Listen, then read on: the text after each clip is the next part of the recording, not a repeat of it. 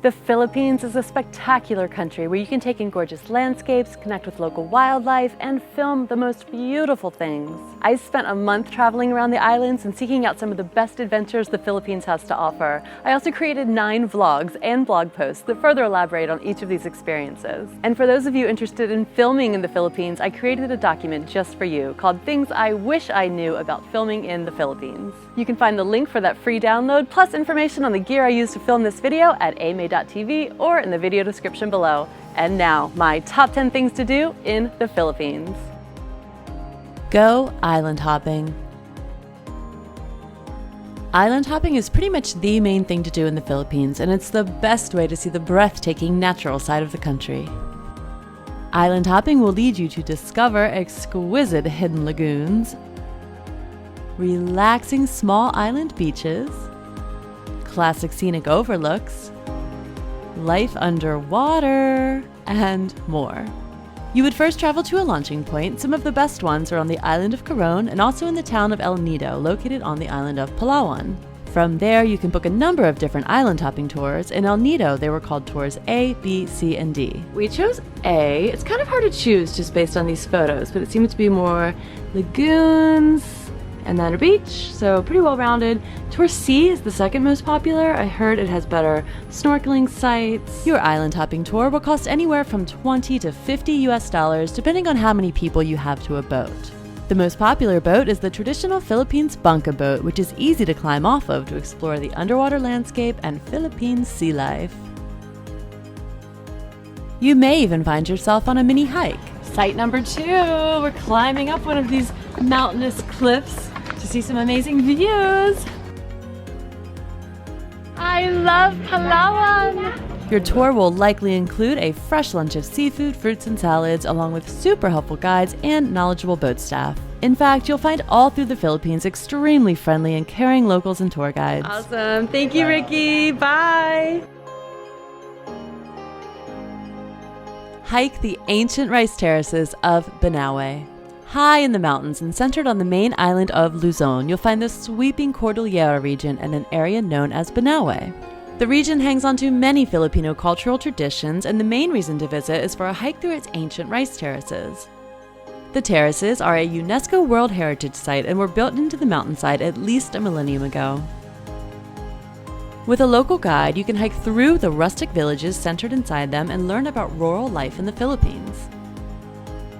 So we came down that side, all the way up there, and we're hiking up the other side to find ourselves in a different location. Banaue is far from many other attractions in the Philippines, but well worth the effort to get there. Not only for the views, but to experience a region rich with remnants of indigenous culture. Bye-bye! Bye-bye. Bye-bye! Bye-bye. Bye-bye! Bye-bye. Oh, you guys are so cute. Ride a jeepney. Speaking of traditions, meet the Filipino jeepney. Guys ready to get back on the jeepney? I am! Jeepneys are a classic method of inexpensive public transportation in the Philippines and were originally made from U.S. military jeeps left in the country after World War II. They have since been elaborately decorated and turned into fun community vehicles. Locals will simply jump on the back or top of them for a ride, and on this tour, which was actually put on by the Tourism Promotions Board of the Philippines, we were encouraged to ride on the top as well. So we're gonna ride on top of this jeepney now. Besides the heightened perspective you can gain from being on top, it's so cool to experience a transportation method common to the locals.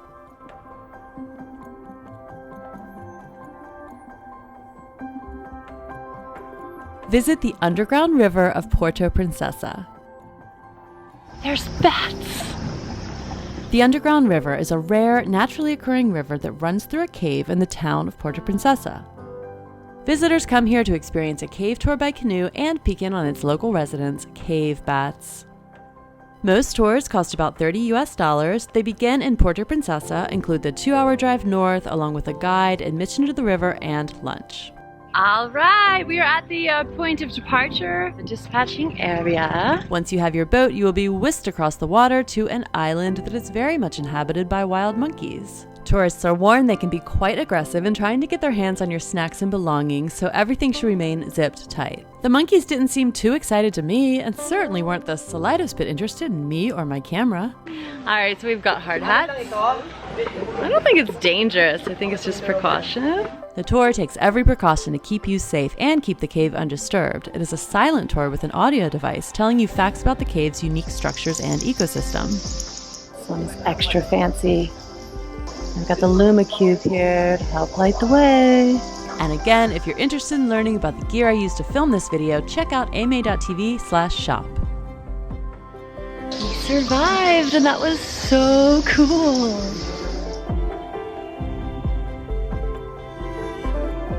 Hopping over now to the island of Bohol, which I selected to visit due to two major attractions. First, the Philippine Tarsiers. Tarsiers are tiny, tree-dwelling primates with giant eyes, and they only exist in select parts of Southeast Asia. They are on the brink of extinction and are best left undisturbed in the wild. Here at the Tarsier Sanctuary, their needs are well nurtured, and visitors can see and learn all about them. That's the baby? Oh my gosh. These are the foods. Of course, something that adorable is going to eat butterflies. A guide walks you through their living area to point out the precious creatures, and they also make sure everyone remains quiet as to not disturb the sweet sleeping primates. Yeah, that was really, really cool. I wish I would have had more time in there. You have to go with the guide, which is good because they can show you where the Tarsiers are. But I could have just stood there and stared at that little thing all day long. Visit the Chocolate Hills. Also on Bohol, the Chocolate Hills are another fascinating and natural sight to see. Oh, I see it! The Chocolate Hills are a National Geological Monument and are named after their resemblance to Hershey's Kisses, due to the fact that they turn brown during the dry season. This is really cool. So this is just like the viewing platform. There's some stairs I'm gonna climb in a minute, but oh, just from here, look at this. There's a short climb of 200-something steps. Definitely gets prettier as you climb. Although the structures have somewhat baffled geologists, most believe that the hills have been uplifted from the sea due to tectonic shifts. There are around 1,500 of these limestone structures, and it also seemed that there were that many visitors there that day just looking to enjoy the majestic landscape.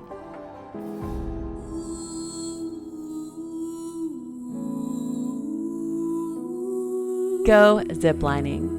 If you want to see the Philippines from the most thrilling perspective possible, then you must go ziplining.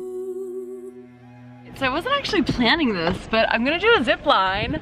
And my driver's talked me into it. He's done it before. There are several places you can do this on different islands around the Philippines. My experience was a slightly unexpected one while traveling around Bohol, and I was so glad my tour guide suggested it to me. That was such a fast decision. And I'm doing like the Superman position.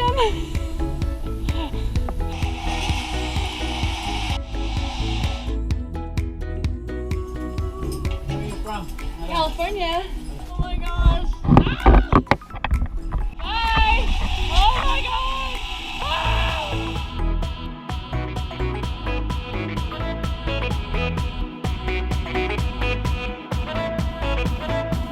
Oh my god! Hello, nice to meet you. Thank you. That was awesome. Yeah, that was cool. One of the coolest parts about traveling in the Philippines is that US and European currency can go pretty far to buy you some luxury. Of course, you can stay very inexpensively around the islands, but I think it's fun to splurge at least once throughout your travels and stay in a fancy resort. I could live here. Can I just live here?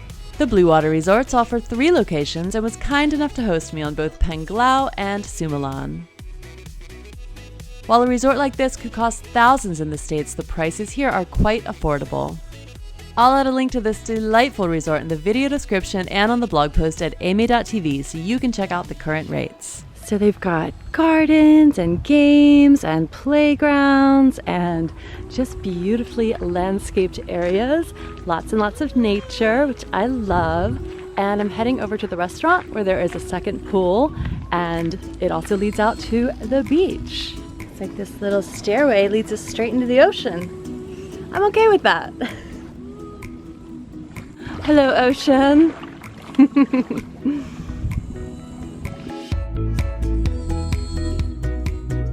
swim with the whale sharks. Probably the most spectacular animal encounter in all of the Philippines is an opportunity to swim with these gentle giants. The Philippines is one of only a handful of countries that offer this amazing sea life experience. You can take a variety of tours to swim or dive with the whale sharks, either while they're being fed by the locals close to shore, or you can go out deeper in the ocean to truly encounter them in the wild. I swam with the whale sharks in Oslob, which is a small fishing village that has made a name for itself by offering this tour. It costs just $20 and is located on the south side of the island of Cebu. All right, I've made it here to Oslob. Wow, this isn't far from shore at all. Here I go.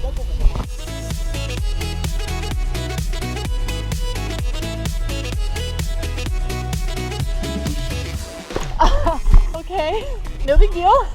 For me, it was a fulfilling and relaxing experience, and the tour guides were so cool not to rush us along at all. They led by example on how to peacefully interact with the animals and even help tourists get the photos that they were looking for, which is more difficult than you'd imagine. Oh, they're awesome.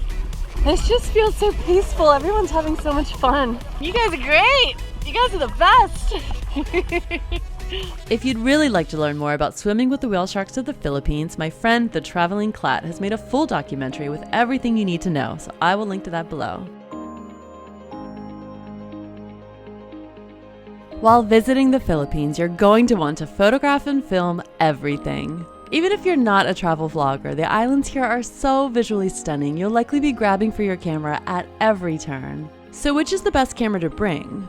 Well, my trusty Canon vlogging camera was my go-to for filming these types of talking pieces. And then of course, I needed my GoPro for the underwater stuff, and with a GoPro you always need accessories, so I used very specific extension poles to get shots like this. And for these super smooth shots, I used my fun gimbal stabilized camera with different specific extension poles. As I mentioned, you can download a free document I created called Things I Wish I Knew About Filming in the Philippines via the link below. And as always, you can find details about the video production gear I used to create this video at ame.tv/shop. Thanks for watching, guys. Leave me a comment and let me know which of these 10 adventures is most appealing to you. And also check out the other top 10 editions in this series. If you enjoyed this video, please be sure to subscribe to the channel. I would love to have you as part of my audience here on AMA TV. I'm Alicia, and I'll see you guys next time. Bye.